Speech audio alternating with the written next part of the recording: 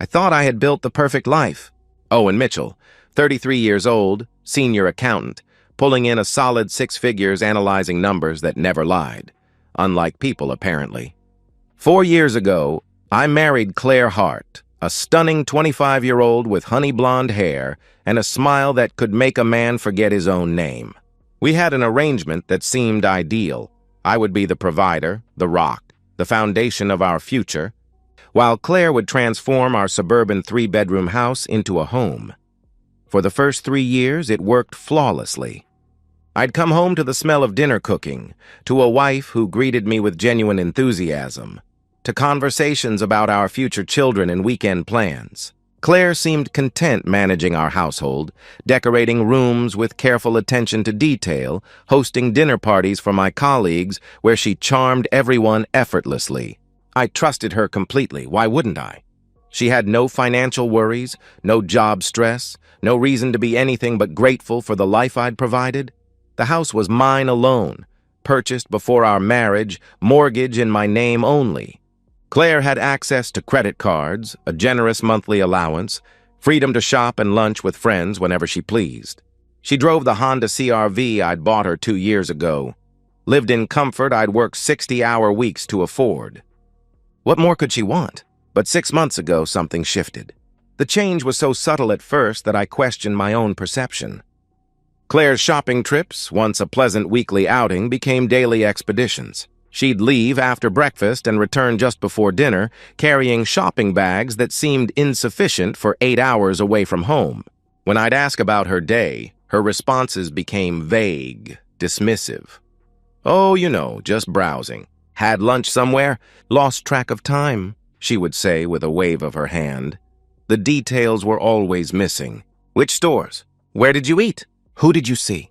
Her answers floated on air, substantial as smoke. I started noticing other things with the methodical attention that made me successful at catching financial discrepancies. Claire showered immediately upon returning home, even on days when she claimed to have done nothing but walk through air-conditioned malls. Her phone became a permanent appendage, constantly buzzing with messages that made her smile in ways I hadn't seen in months. She'd angle the screen away whenever I approached, protecting it like state secrets. Her appearance changed, too. Makeup for grocery runs, designer outfits for errands. Perfume applied with the care of someone expecting to be noticed, but not by me. Last Tuesday evening, I found a receipt in her purse while searching for my car keys. Riverside Cafe downtown, 2 cappuccinos, 2 lunch entrees, total $47.83. When I mentioned it casually over dinner, Claire barely paused her fork. "Oh, I ran into Sarah from college. We grabbed lunch and caught up," she replied without looking up from her plate. But she didn't offer Sarah's last name, didn't mention what they discussed, didn't suggest we invite Sarah and her husband over sometime. The explanation existed solely to fill the silence, devoid of the natural details that accompany truth. That night, lying beside my sleeping wife in the bed I paid for, in the house I owned, staring at shadows cast by streetlights through windows I'd chosen, my accountant's instincts screamed with the same certainty I felt when discovering embezzled funds. Numbers didn't lie. Patterns revealed truth, and every pattern I'd observed pointed to one inescapable conclusion. Claire was lying to me. About what? I wasn't entirely certain yet, but the foundation of our perfect life had developed cracks, and I needed to know how deep they ran before the entire structure collapsed. I picked up my phone in the darkness, searched private investigator near me, and saved a phone number to my contacts. I didn't call, not yet, but I would. Because the man who'd built this life deserved to know who was destroying it from within. And if my suspicions proved correct, Claire Hart Mitchell was about to learn exactly what happened when someone tried to steal from a man who'd spent his career catching thieves. For 2 days, I wrestled with myself like a man drowning in his own thoughts. The rational part of me, the part that had climbed from junior accountant to senior analyst through careful deliberation, insisted I should confront Claire directly. Give her a chance to explain. Trust the woman I'd married. But the professional part of me, the part that had uncovered countless cases of corporate fraud, knew better. You don't accuse without evidence. You don't show your hand before you've calculated every possible outcome. And you never ever give the guilty party time to construct better lies or destroy evidence. Wednesday morning. I sat in my car outside Baker & Associates during lunch break, staring at the contact I'd saved, Raymond Cross, private investigator. My colleague James had used Raymond 2 years ago when his own marriage imploded. Best money I ever spent, James had said. At least I knew the truth instead of living in her web of lies. I dialed the number. Cross Investigations, came the professional voice. Unsurprised, carrying the weight of a man who'd heard this story countless times. I need you to follow my wife, I said quietly, surprised by how steady my voice sounded despite the earthquake in my chest. I think she's cheating, but I need proof before I make any accusations. Raymond asked necessary questions with the efficiency of a doctor taking symptoms.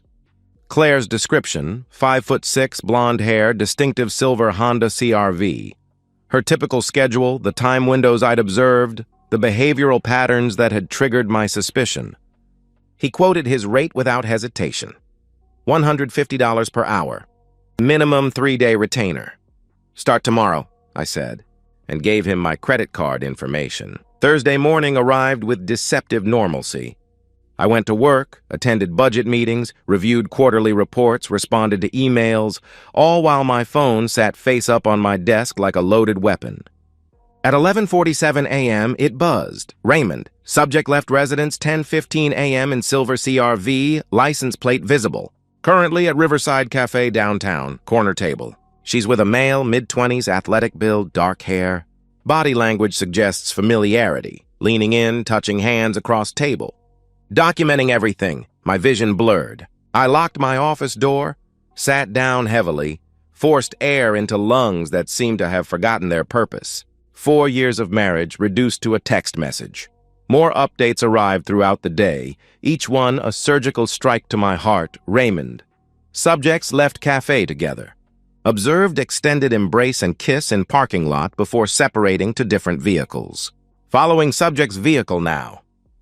Raymond. Subject drove directly to Riverside Hotel, downtown location. Male arrived 4 minutes later in black Ford Mustang. They entered lobby together. Confirmed check-in to room 412 under male's name, Brett Donovan. Have video footage of kiss before entering building. I closed my laptop, told my assistant I wasn't feeling well, and left the office. I drove aimlessly through suburbs that suddenly felt foreign. Hands trembling on the steering wheel of a car I'd bought with money earned through devotion to a woman who was, at that moment, naked in a hotel room with another man. Raymond. Subjects exiting hotel, 3:52 p.m. Extended embrace in lobby visible through glass doors. Male kiss subject goodbye at elevator. I have clear facial identification for both parties. Ran license plates. Brett Donovan, 26, registered address Parkside Apartments, employed at Apex Fitness as personal trainer.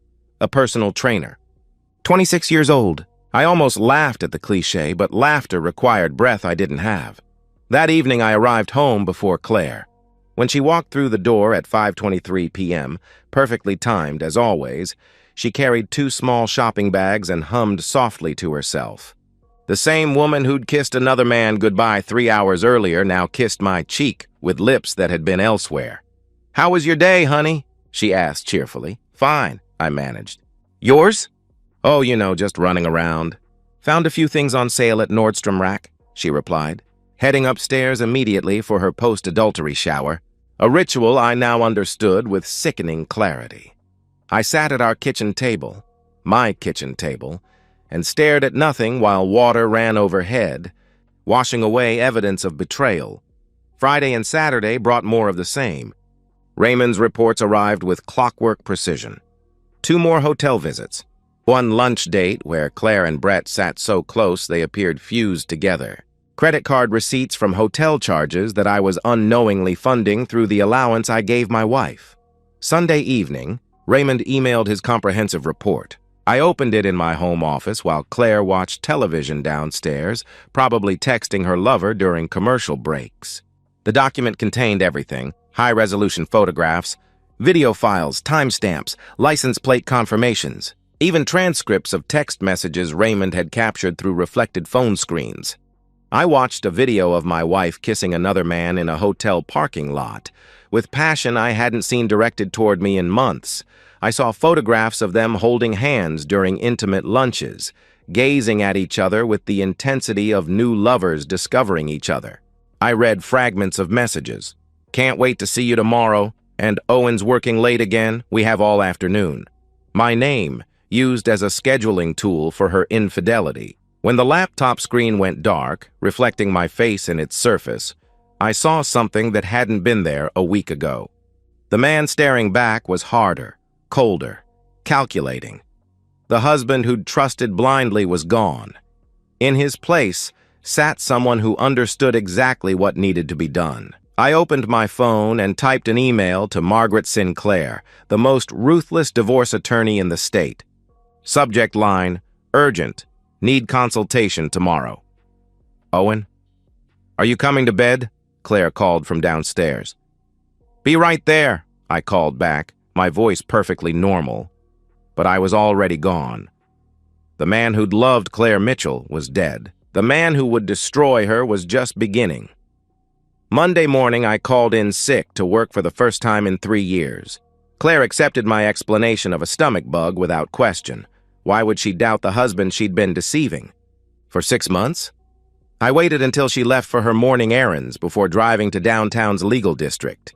Margaret Sinclair's office occupied the top floor of a steel and glass tower that pierced the sky like a blade. Her reputation preceded her through the marble lobby. The divorce attorney who'd dismantled 3 prominent politicians, 2 CEOs, and a celebrity chef with surgical precision.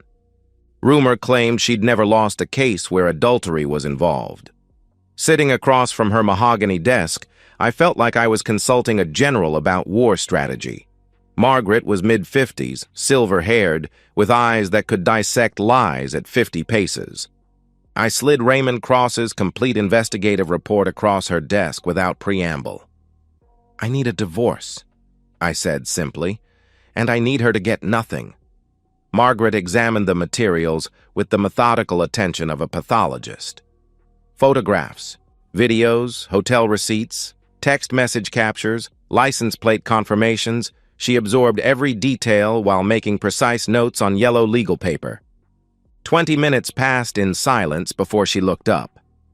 "This is ironclad," she said, tapping the photographs with a manicured finger.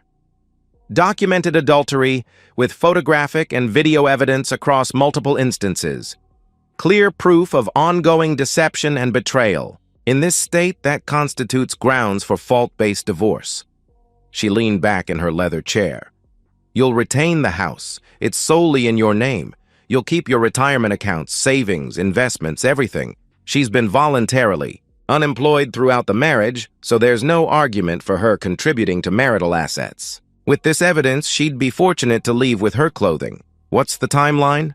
I asked. "I can have papers drafted by Wednesday." "How do you want service handled?" she replied. I leaned forward.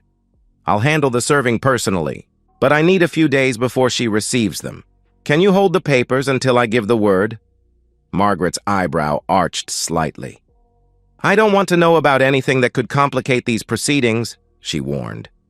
"It won't," I assured her. "I just need to tie up some loose ends first. It's your timeline, but don't wait too long. And don't do anything that could jeopardize our case," she replied firmly. After leaving Margaret's office, I drove directly to First National Bank, where I'd maintained accounts for over a decade. My financial advisor, Robert Brown, had helped me navigate everything from first-time homebuyer programs to retirement planning. Now he would help me navigate divorce. "I'm filing for divorce," I explained, spreading documents across his desk. "I need to secure every asset before papers are served." Robert reviewed my financial profile with practiced efficiency. "Your checking account is solely in your name, protected. Your 401k and investment portfolios, protected. The house deed, protected. The only joint liability is the credit card she uses for household expenses," he informed me. Within an hour, Claire's credit card was canceled and paid off in full. I opened a new checking account she couldn't access, transferred my salary direct, deposit, and documented every penny I'd spent on Claire throughout our marriage. The numbers were staggering. $187,000 over 4 years. Nearly $50,000 per year to fund the lifestyle of a woman who was using that freedom to betray me. One more suggestion, Robert said as we concluded.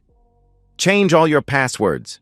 Bank, accounts, investment platforms, email, everything. If she has access to any financial information, eliminate it immediately.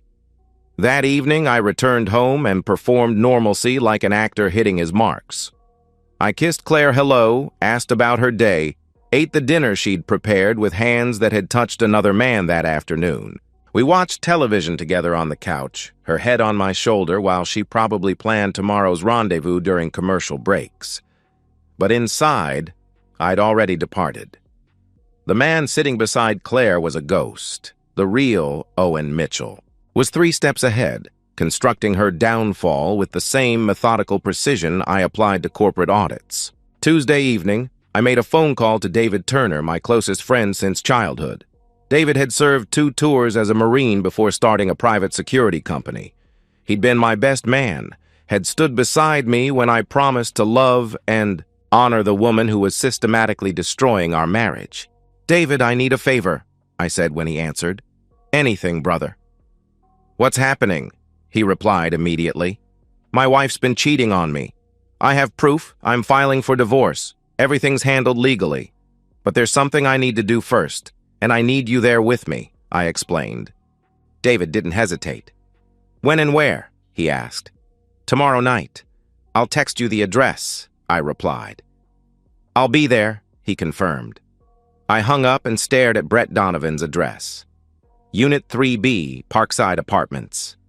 Raymond had included it in his comprehensive report, along with employment information, vehicle registration, even social media profiles.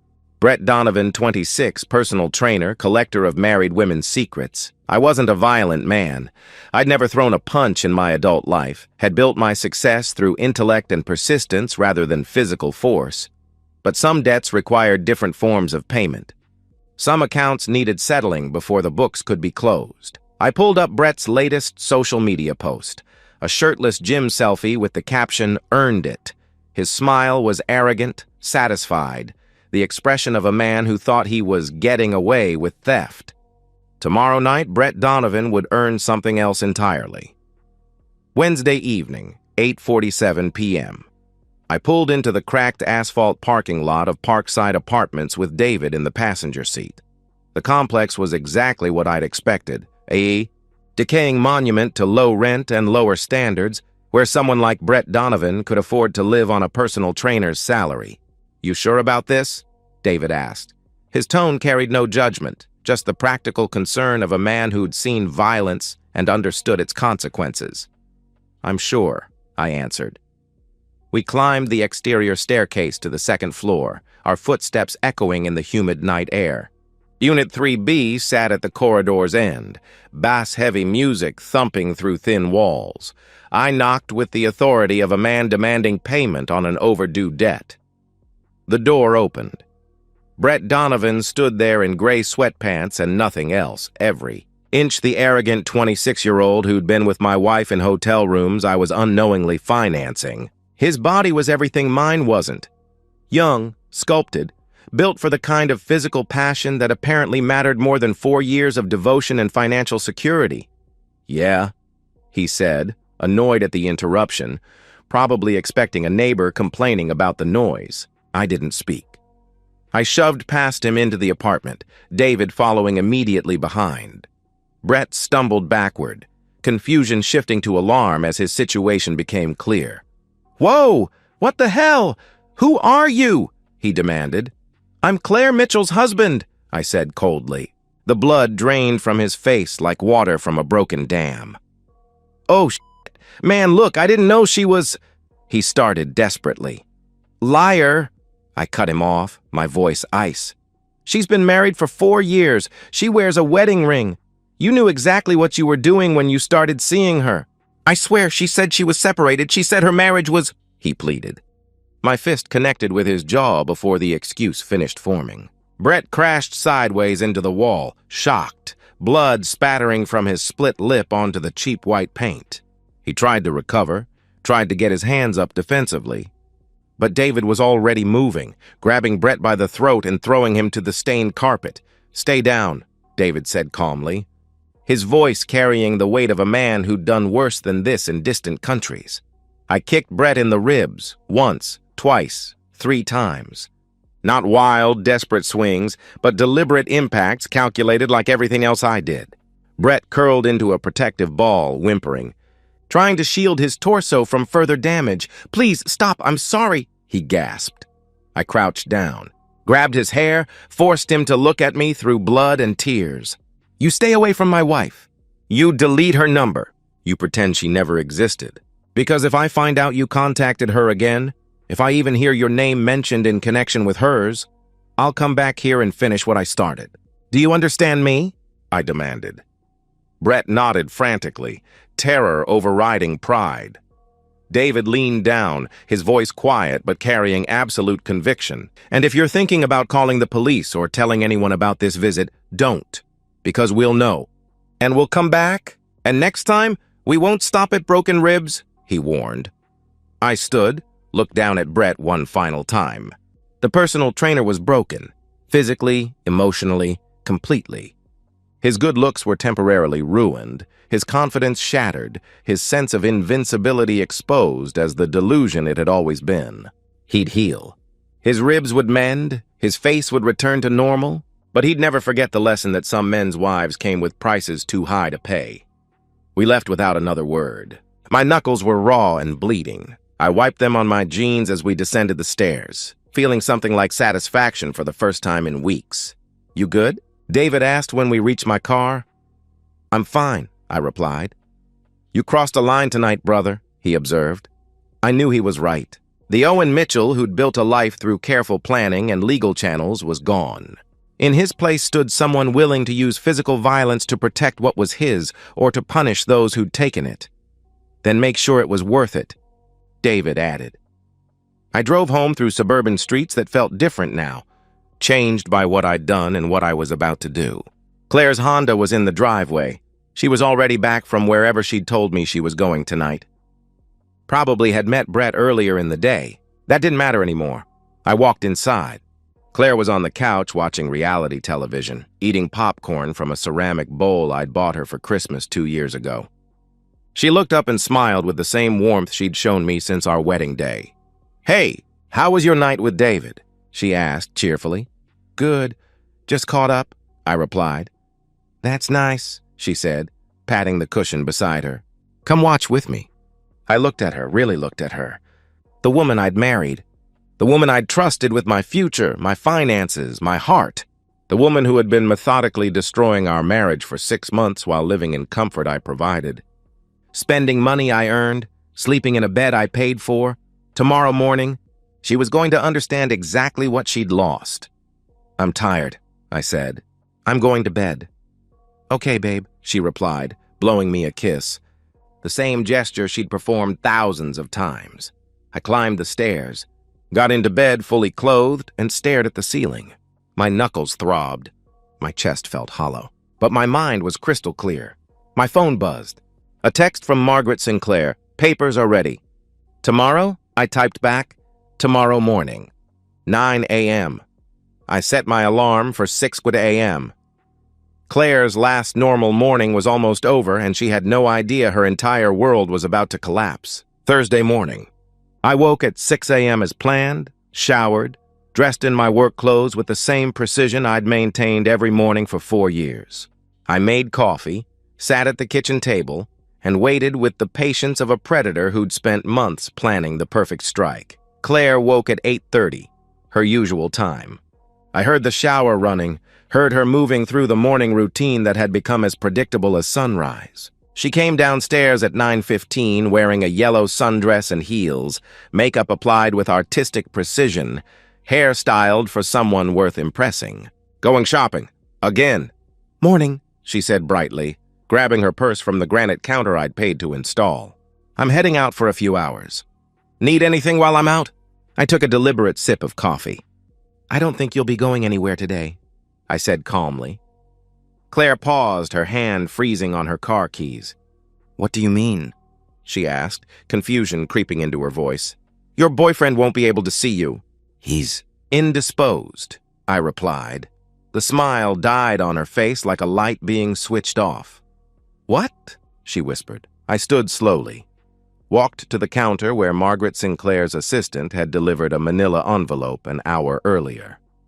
I picked it up and threw it at Claire's feet. It hit the tile floor with a sound like a gunshot, and papers scattered. Photographs, printed text messages, hotel receipts, investigator reports.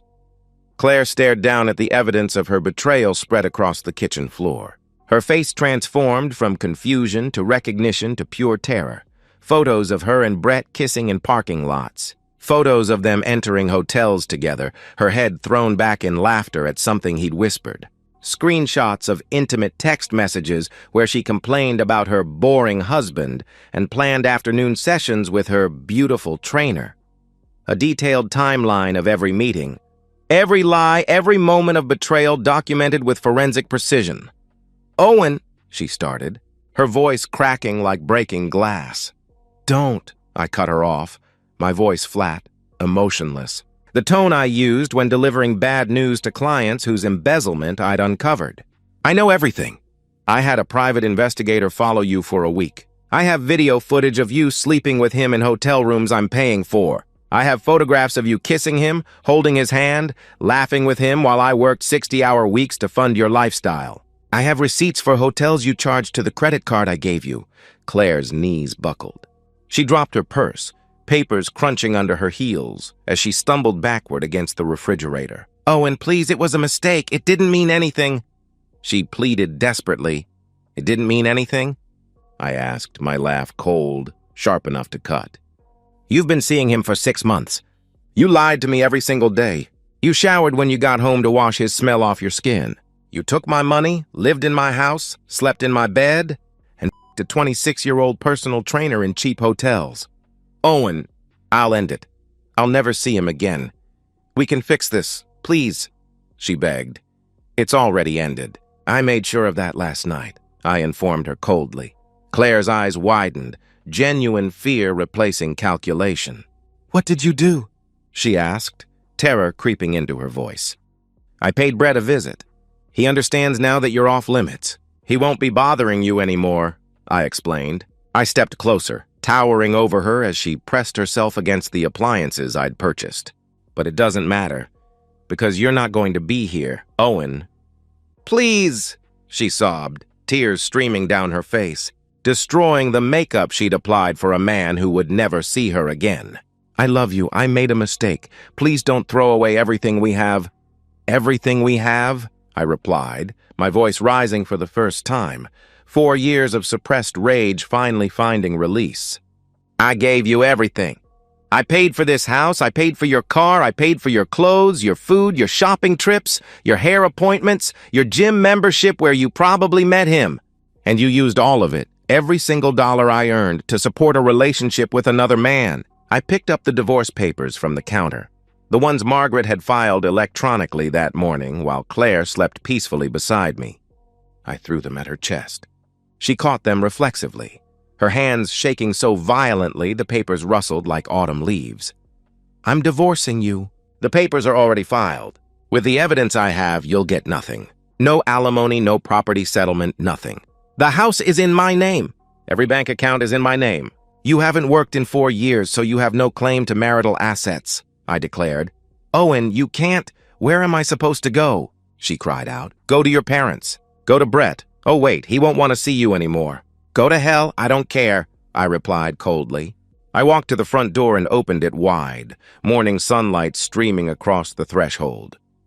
Get out of my house! Owen, please, she wailed, sobbing now, mascara running down her cheeks in black rivers, her carefully constructed appearance dissolving.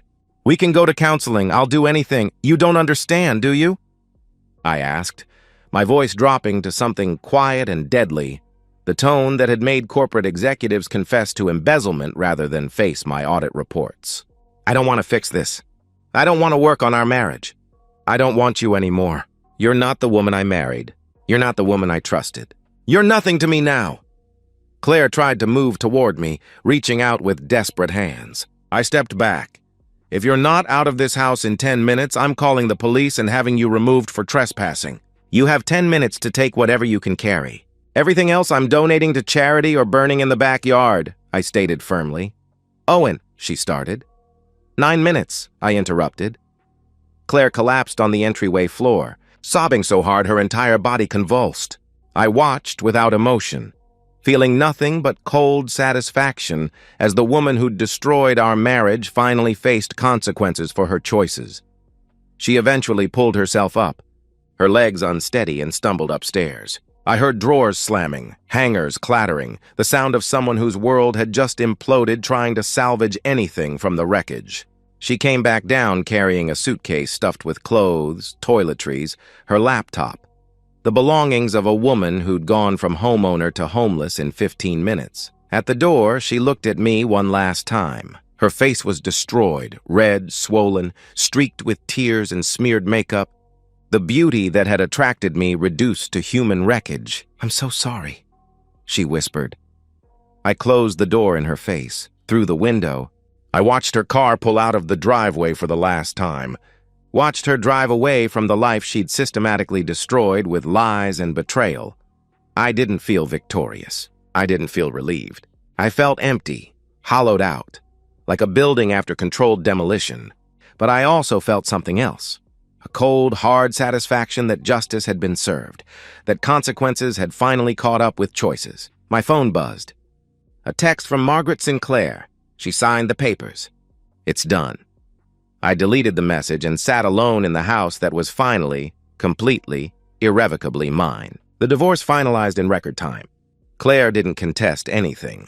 She signed every document Margaret placed before her, accepted a token settlement of $1,500, and disappeared from my life as completely as if she'd never existed. I kept everything. The house, all savings accounts, retirement funds, investment portfolios. I had the locks changed the day she left, donated most of her belongings to charity, threw the rest in dumpsters.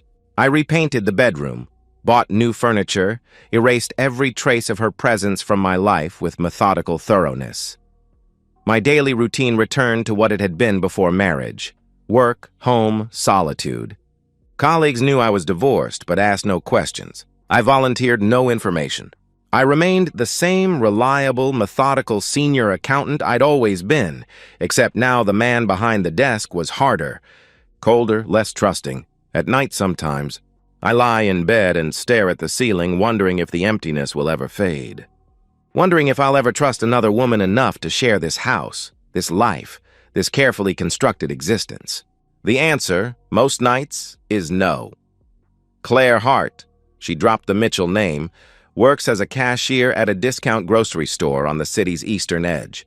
She lives in a studio apartment in a neighborhood where sirens wail every night and bars cover every window. Her parents disowned her when she showed up seeking shelter. Her father, a man I'd respected and shared holidays with, opened his door, listened to her tearful explanation, and delivered his verdict. "You disgraced yourself and this family. Don't come back," he had told her before closing the door permanently. She tried reaching out to me once, a long, rambling email about regret and change and second chances. I blocked her address without reading past the first line. Some doors, once closed, remain that way forever. Brett Donovan left town shortly after our encounter. Rumor is he was terrified someone was going to kill him. No one has seen him since. His Apex Fitness employment terminated without explanation, his apartment abandoned, his social media accounts deleted. Sometimes justice is swift and physical. Sometimes it's slow and psychological. Sometimes it's both. Claire spends her evenings alone, scrolling through old photos on her phone, pictures of the house, the life, the future she traded for 6 months of excitement with a man who wasn't worth the wreckage he caused. She wonders if she'll ever stop regretting her choices. She won't. The price of betrayal, I've learned, isn't paid once. It's paid every day, in every consequence that follows, in every door that closes, in every night spent alone wondering what might have been if different choices had been made. I sleep well now. In my house, in my bed, in the life I rebuilt from the ashes of her destruction. And sometimes, in the quiet moments before dawn, I think about justice, how it comes slowly for some, quickly for others, but eventually, inevitably, for everyone. Claire Hart learned that lesson too late. But she learned it completely. That, I suppose, is enough.